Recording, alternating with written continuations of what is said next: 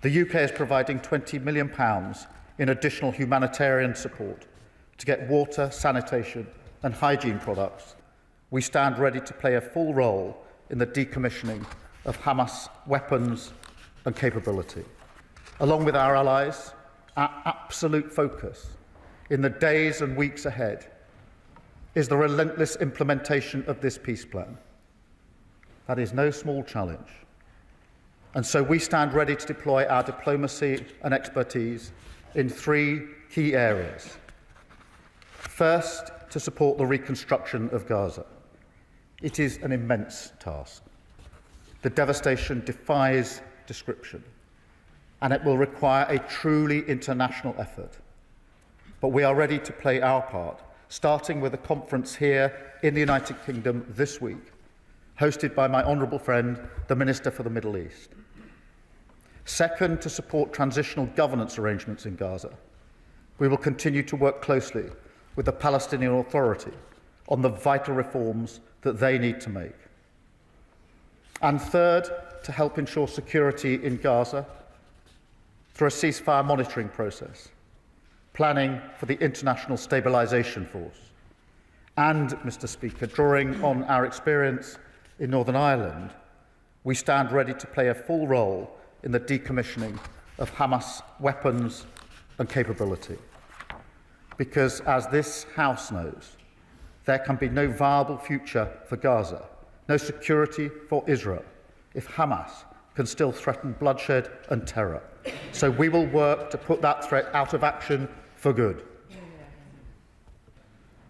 Mr. Speaker, we've worked behind the scenes for months with the US, Arab and European nations to help deliver a ceasefire, get the hostages out, get aid in and secure a better future for Israel, Gaza and the West Bank.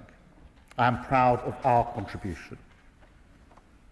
And, Mr. Speaker, we are in a position to play this role precisely because of the approach this government takes. And, Mr. Speaker, that does include our decision to recognise the State of Palestine. But, Mr. Speaker, mercifully, the killing and destruction has now stopped, and aid is beginning to enter Gaza. But, to be clear, we urgently need to see more aid and faster. All restrictions must now be lifted. The need for food, sanitation, healthcare and shelter are still acute. While the signing yesterday was historic, what matters now is implementation and getting help in as quickly as possible.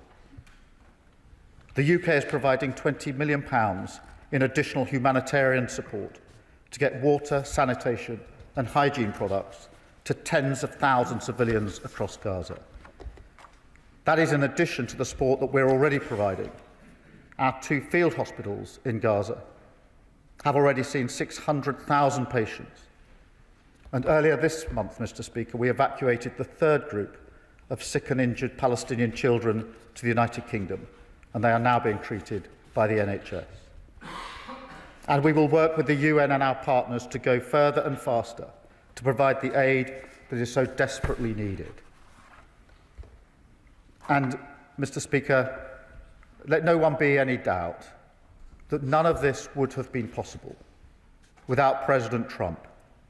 This is his peace deal, delivered, of course, with President Sisi of Egypt, the Emir of Qatar, and President Erdogan of Turkey.